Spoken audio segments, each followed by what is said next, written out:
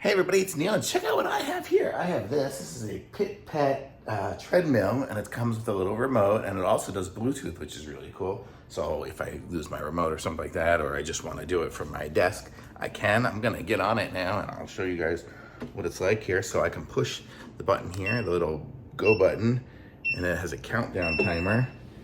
And you can see it's got, I guess it does Wi-Fi, Bluetooth, speed, time, distance, calories, got all these different settings here.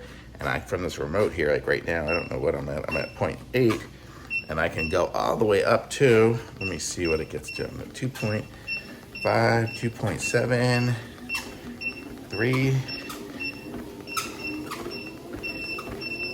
3.8 is the speed, the maximum speed of this treadmill. So that's about a pretty fast walking pace. So pretty cool. I have to turn it off because I keep running into my elephant over there. So bed location. But you get the idea. Very cool, and I like it. Thumbs up.